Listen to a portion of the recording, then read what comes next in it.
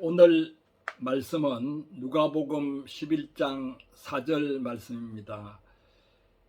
우리가 우리에게 죄 지은 모든 사람을 용서하오니 우리 죄도 사하여 주시옵고. 우리가 우리에게 죄 지은 모든 사람을 용서하오니 우리 죄도 사하여 주시옵고. 우리 죄도 사하여 주시옵고 라는 제목으로 오늘 말씀을 묵상해 보겠습니다.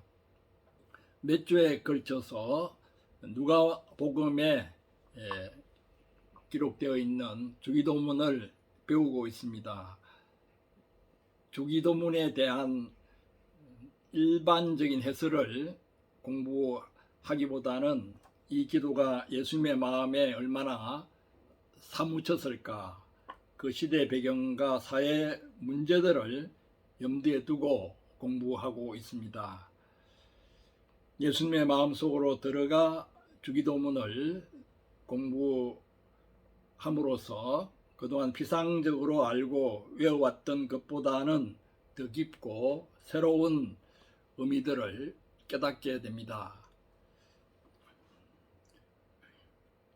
지난 주일에는 나에게 일용할 양식을 주시옵고라는 제목으로 말씀을 생각해 보았습니다. 우리에게 일용할 양식을 주시옵고, 이 기도는 이기적인 기도가 아니라 우리에게 일용할 양식을 달라는 공동체적인 기도임을 새롭게 마음에 새겼습니다.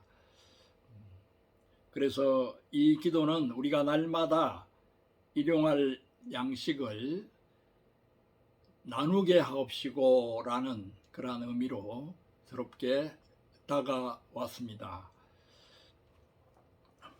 그리고 일용할 양식으로 감사하고 만족할 줄 아는 지족의 자족의 신앙에 대해서 생각들을 해보았습니다. 한국 교회 문제, 우리 사회 문제, 인류의 식량 문제들이 많은 부분 일용할 양식으로 자족하는 신앙이 없기 때문에 생기는 것임을 알게 되었습니다. 또한 지금까지 살아오는 동안에 일용할 양식을 꾸준히 공급해 주신 하나님께 너무도 감사가 부족했던 우리 자신임을 돌아보게 됩니다. 또 앞으로 우리 인생이 다하기까지 일용할 양식을 책임져 주실 우리 하나님에 대한 믿음을 새롭게 합니다. 하나님은 무엇보다 일단 자녀들의 일용할 양식을 책임져 주시는 분이십니다. 오늘은 누가복음 11장 4절을 중심으로 죄와 용서에 대해서 생각해 보고자 합니다. 3절이 육신의 양식을 위한 기도라면 4절은 영적 양식을 위한 기도입니다. 예수님이 광야 시험을 당하실 때 사람이 떡으로만 살 것이 아니요 하나님의 말씀으로 살 것이라고 했습니다. 하나님의 모든 말씀으로 살 것이라는 말은 하나님과의 온전한 관계 속에서 살아야 한다는 뜻입니다.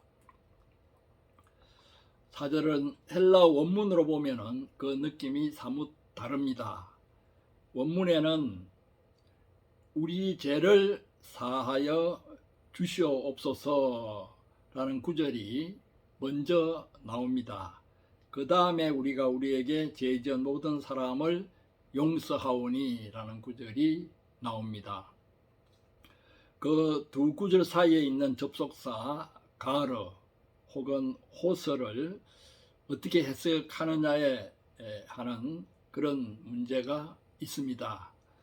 흔히 마태복음 6장에 기초한 주기도문, 우리가 우리에게 죄 지은 자를 사하여 준 것 같이 우리 죄를 사하여 주옵시고 라는 구절을 공부할 때에 하나님의 용서를 받으려면 우리가 먼저 우리에게 죄 지은 사람을 용서해 주어야 한다는 식으로 해석해 왔습니다. 마치 다른 사람에 대한 용서가 하나님의 용서를 받는 조건처럼 여겨져 왔습니다. 오늘 누가복음 말씀에서도 우리가 우리에게 죄지은 모든 사람을 용서하오니 라고 했습니다. 원래 접속사라는 것은 있어도 좋고 없어도 좋은 것입니다. 그래서 좋은 문장을 쓰기 위해서는 될 수 있으면 그리고 그런데 같은 접속사를 쓰지 않는 것이 좋다고 문장 지도를 할 때에 가르치곤 합니다. 왜 그러냐면은 글을 읽는 사람들이 두 문장을 비교해 가면서 그 사이에 자기 나름대로 접속사를 넣어가면서 읽기 때문입니다. 접속사를 빼고 헬라 원문을 번역해 보면은 오늘 말씀이 이렇습니다. 우리 죄를 사하여 주옵소서. 우리에게 죄 지은 모든 사람을 용서하옵니다.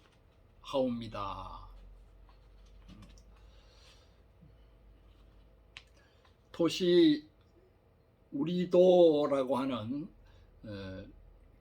그 도가 우리 죄에 붙는 것이 아니라 우리가 할 때의 우리에 붙게 됩니다.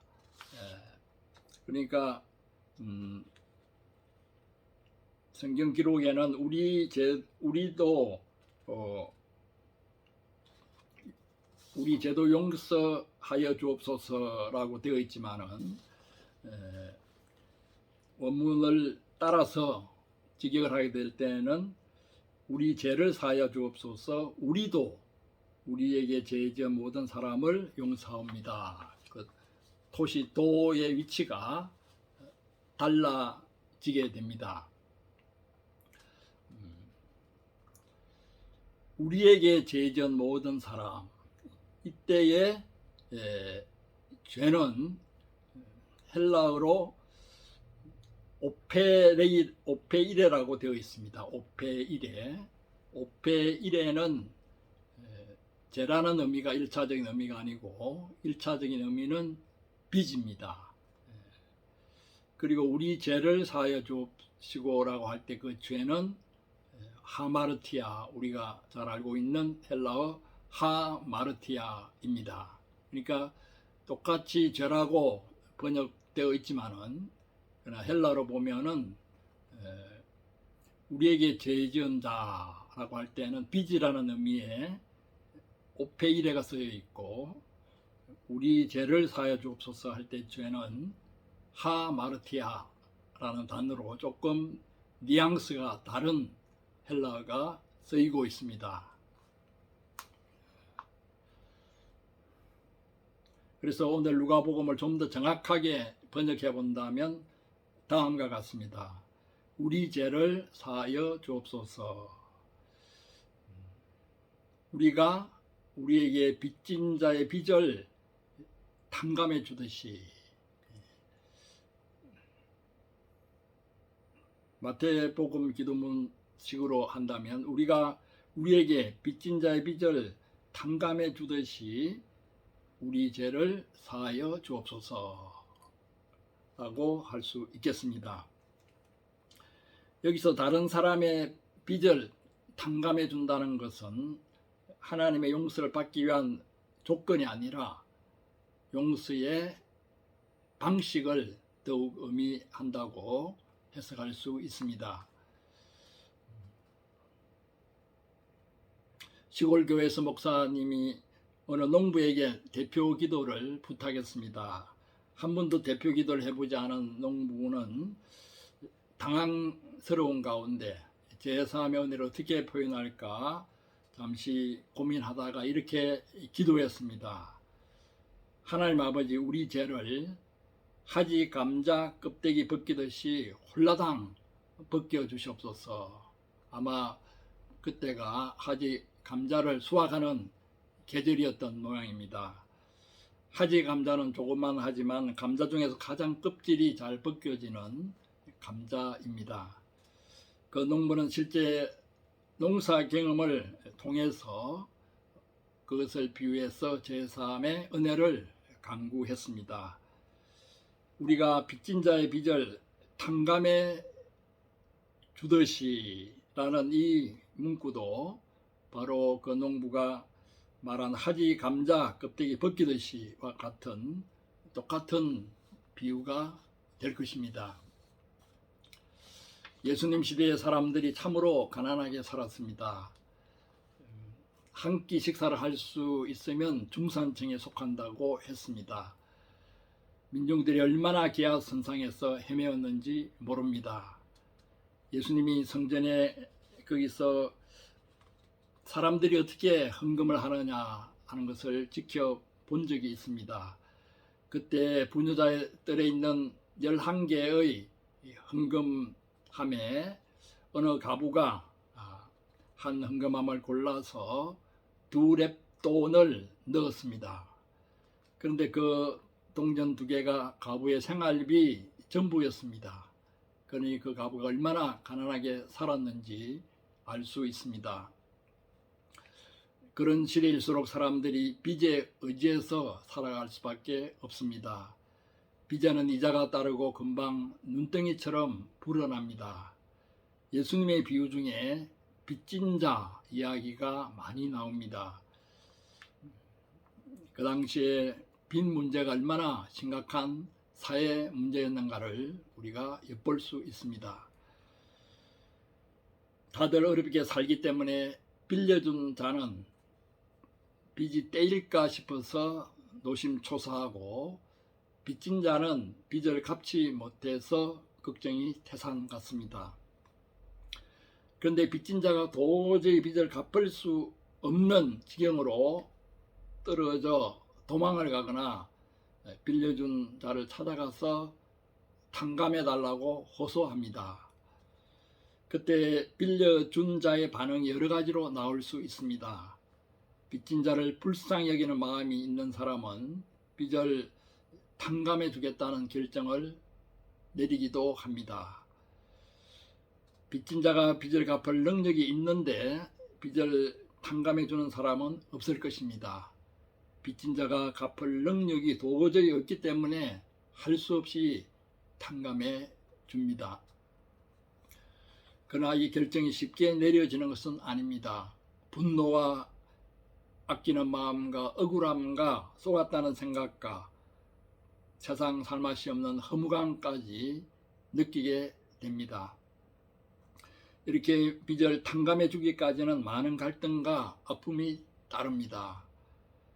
친척 간에 어떤 금전 문제가 있을 때에도 이런 아픔들이 있습니다. 또한 빚진 자의 입장에서도 쉽게 탕감을 받아내는 것이 아닙니다. 탕감을 받기까지 말로 다 할 수 없는 마음의 고생을 하게 됩니다. 이와 같이 탕감해 주는 자도 탕감을 받는 자도 많은 아픔을 겪게 됩니다. 이것을 용서에 적용하면은 용서는 용서하는 자의 아픔과 용서받는 자의 아픔이 함께 어우러져야 비로소 완성되는 것입니다. 전에도 제가 예를 든 적이 있지만은 미국 연극 중에 남편에게 죄를 지어 10년 동안 고민하다가 고백하는 아내의 이야기가 있습니다. 남편은 그런 걸 가지고 왜 고민했냐면서 용서해 준다고 대수롭지 않게 말합니다. 그때 아내가 오히려 가재도구들을 집어 던지며 화를 냅니다. 자기는 그 문제로 10년을 고민해 왔는데 그런 식으로 시시하게 몇 마디 말로 용서할 수 있느냐고 울분을 토합니다. 남편은 용서하는 자로서의 아픔을 보이지 않았던 것입니다. 작가 이청준의 작품 중에 벌레 이야기라는 중편이 있습니다. 밀양이라는 영화로 또 각색되어서 상영된 적도 있습니다. 국민학교 다니는 아들이 학교 교사에게 유괴를 당해서 죽습니다. 아이의 어머니는 살인범을 도저히 용서할 수 없습니다. 자살도 기도합니다. 주위 사람들의 전도를 받아 교회 생활을 시작합니다. 주기도문을 외우고 사람들의 건면을 받고 살인범을 용서해 줘야겠다고 마음을 먹기까 하지만은 어려운 가정들이 있었습니다. 단단히 마음을 먹고 교도소로 그 살인자를 면회하러 갑니다. 그런데 그 살인범은 감옥에서 전도를 받아서 하나님의 용서를 받았다면서 할렐루야 하면서 아주 평안한 얼굴로 면회를 나왔습니다. 아이 어머니는 교도소를 뛰쳐나오며 하나님께 항변합니다. 저놈을 용서할 수 있는 권리는 나에게밖에 없는데 당신이 무슨 권리로 저놈을 용서해 주십니까? 그 어머니는 살인범이 사형집행을 받는 날 같이 자살을 하는 것으로 소설이 마무리됩니다. 여기서 살인범은 용서받는 자로서의 아픔을 보이지 않은 것입니다. 그러니까 앞에서 이야기한 연극 속에서의 남편은 용서하는 자로서의 아픔을 제대로 보여주지 않았고, 본래 이야기에서는 용서받는 자로서의 아픔이 생략되어 있습니다.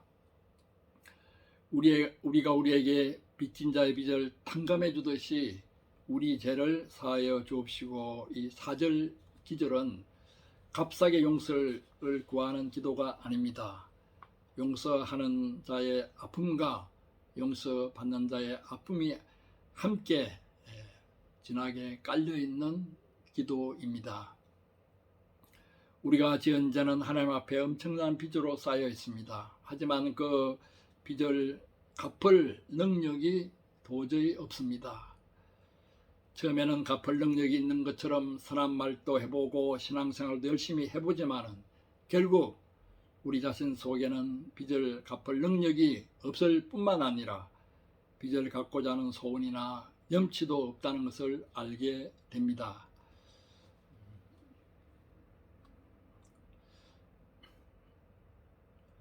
우리가 우리에게 빚진 자의 빚을 탕감해 주듯이 우리 죄를 사하여 주옵시고, 이 기도야말로 우리가 하나님 앞에서 우리가 살아남을 수 있는 유일한 방도입니다. 하나님은 엄청난 빚더미인 우리 죄를 값없이 탕감해 주십니다. 하지만 값싸게 탕감해 주시는 것이 아닙니다. 다시 한번 말합니다. 하나님은 우리를 값없이 용서해 주시지만은 값싸게 용서해 주시는 것은 아닙니다. 말로 다할 수 없는 아픔을 겪으시면서 우리 죄를 사하여 주십니다. 십자가상에서 살이 갈갈이 찢겨지시며 겪으신 예수님의 고통은 죄인을 용서하시는 하나님의 아픔을 극명하게 보여주고 있습니다. 또한 하나님의 용서를 받아들이는 데 있어서도 용서받는 자로서의 아픔을 겪게 됩니다. 이것이 바로 회개의 본질입니다. 그 다음 인간 사이에서 하나님의 용서를 이루는 숙제가 남아 있습니다. 누가복음 15장에 보면은 유명한 탕자의 비유가 나옵니다. 아버지의 집을 떠나서 탕자가 허랑방탕하게 살다가 마음을 돌이켜서 아버지의 집으로 돌아옵니다. 아버지는 탕자를 용서하고 탕자 역시 아버지의 용서를 받아들입니다. 여기에는 용서받는 자로서의 아픔과 용서하는 자로서의 아픔이 함께 나옵니다. 그런데 문제는 집을 떠나지 않고 집에서 충성을 다한 맏아들입니다. 성경에는 아버지의 마음을 모른다고 맏아들이 꾸지람을 듣는 것으로 나와 있지만은 작은 아들 탕자와 맏아들 사이에는 용서의 문제가 여전히 남아 있습니다. 형님이 동생을 용서하는 문제, 동생이 형님으로부터 용서받는 문제가 그것입니다.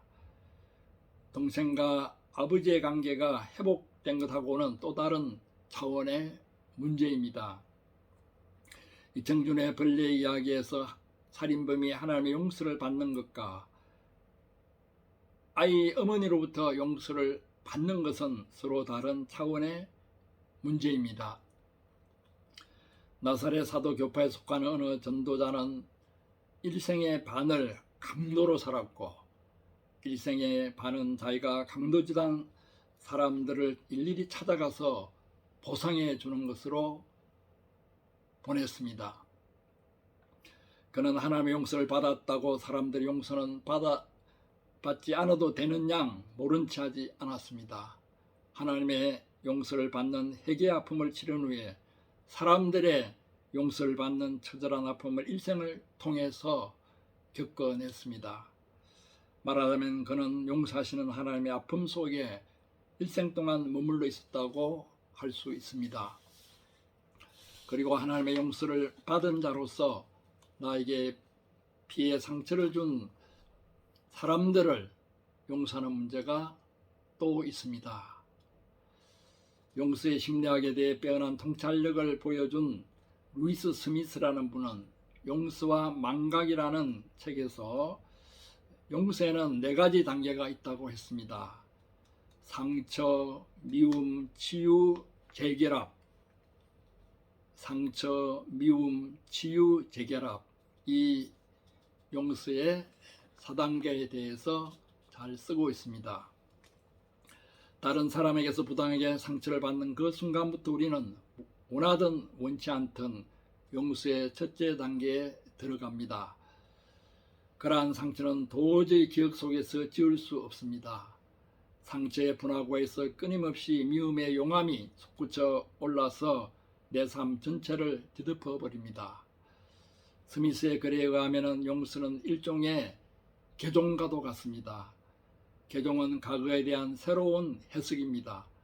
다시 말해서 자신의 상처받은 과거를 새로운 눈으로 바라보기 시작하면서 내적인 치유가 시작됩니다. 재결합은 나에게 상처를 준 사람을 나의 삶에 초대하는 단계입니다. 그런데 이러한 용서의 과정이 얼마나 험난한지 모릅니다. 스미스에 져서 제3부 어떻게 용서하느냐에 보면은 7항목이 나오고 있는데 그 제목들만 보아도 용서의 과정이 무척 어려움을 알 수 있습니다. 서서히 용서한다. 이해함으로써 용서한다. 혼란 가운데 용서한다. 분노하며 용서한다. 조금씩 용서한다. 자유롭게 용서한다. 근본적인 감정으로 용서한다. 이 7가지 소제목만 보아도 용서의 과정이 얼마나 험난한가를 보게 됩니다. 혼란 가운데서 분노하며 조금씩 서서히 용서하는 과정은 미지의 세계에 대한 두려운 모험과도 같습니다. 용서의 과정을 통해서 어떤 세계가 새롭게 펼쳐질지 알 수 없습니다.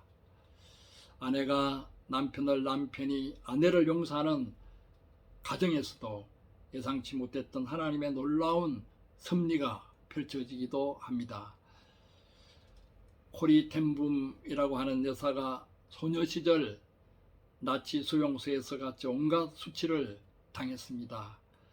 수용소에서 극적으로 살아나왔으나 나치에 대한 끓어오르는 정오심으로 어찌해야 할 바를 몰랐습니다. 그러나 하나님의 사랑을 힘입어서 과거의 기억과 고통을 극복하고 나치 그 장교들까지도 용서하기에 이르렀습니다.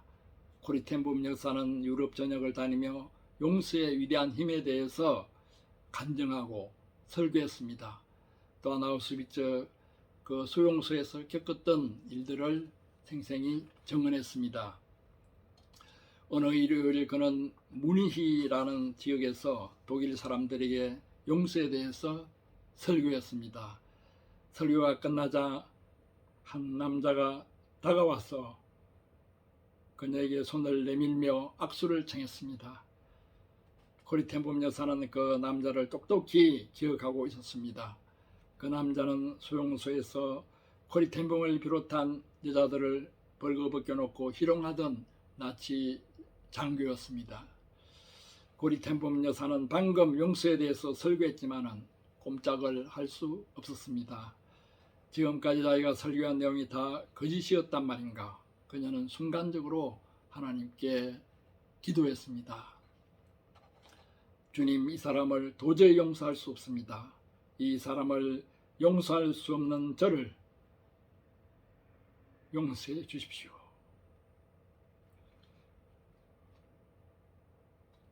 그 기도를 드리는 순간 놀라운 일이 벌어졌습니다. 하나님의 용서가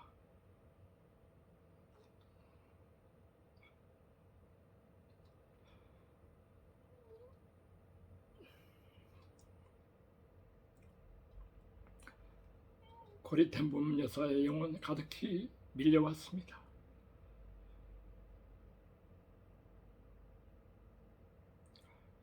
그 사람을 용서하지 못하고 있는 것에 대해서까지 하나님이 용서해 주는 것을 느꼈습니다. 그 느낌 속에서 그녀는 그 사람에게, 그 남자에게 손을 내밀어 악수를 청했습니다. 그리고 그 남자의 악수를 받아 주었습니다. 그때 그녀는 그 남자를 각으로부터 해방시켜줌과 동시에 자신도 해방되었습니다. 이와 같이 용서의 긴 과정을 통해서 펼쳐지는 세계는 인간의 계산이나 상상을 초월한 하나님의 신비로운 세계입니다. 예수님 당시의 역사를 기록한 요세푸스의 저서를 보면 그 시대는 한마디로 정오와 복수가 들끓던 시대였습니다. 유대 민족주의자들은 셀로 땅이라는 열흘 단체를 만들어서 끊임없이 로마군과 게릴라전을 벌였습니다. 유대 백성들은 원치도 않게 반로마파와 친로마파로 나뉘어서 자기들끼리도 피비린내 나는 전쟁을 치렀습니다. 한 마을을 로마군이나 친로마파가 점령했다가 며칠 후에는 반로마파 유대군들이 점령하고, 이런 상황이 되풀이 되는 과정에서 마을들은 황폐해졌습니다. 평소에는 가깝게 지내던 사람들이 유사시에는 원수로 돌변해서 서로 찔러 죽였습니다. 마치 우리나라 6.25 전쟁 시의 상황과 같습니다. 요세푸스는 그런 역사의 소용돌이 속에서 원수에 대한 용서를 선포하는 나사렛 청년 예수에 관한 소문을 듣고 크게 감명을 받았다고 그의 저서에서 기록하고 있습니다. 예수님이 보실 때 그 시대는 하나님의 용서와 사랑이 일용할 양식보다도 더 절실히 필요한 시대였습니다. 지금 우리 주위에도 알게 모르게 정오와 복수가 들끓고 있습니다. 그것으로 인해서 가정이 파괴되고 살인이 일어나고 무수한 상처들을 서로 주고받고 있습니다. 심지어 주기도문을 날마다 외우는 교회 안에서까지, 그것도 외국에 나가 같이 고생하는 교포 교회 안에서까지 파가 갈라져서 극렬히 미워하며 싸우고 있는 실정입니다. 이런 시대에 하나님은 무엇보다 우리가 용서를 배우기를 원하십니다. 하나님의 용서를 배우고 그 용서를 상고 아픈 마음으로 덧입기를 원하십니다. 그리고 사람을 용서하는 법을 조금씩 배워나가기를 원하십니다. 비록 그 길이 멀고 험하더라도 용서라는 모험을 감당하기를 원하십니다. 주기도문 우리에게 지은 자를 용서한 것 같이 우리 죄를 사하여 주옵소서. 이 기도를 드릴 때마다 우리가 용서라고 하는 이 모험을 감당해야 되는 의무가 있다는 것을 새롭게 마음에 새기고 하나님의 용서의 은혜를 덧입고 또 주변 사람들을 용서하는 은혜가 넘치기를 축원합니다. 아멘.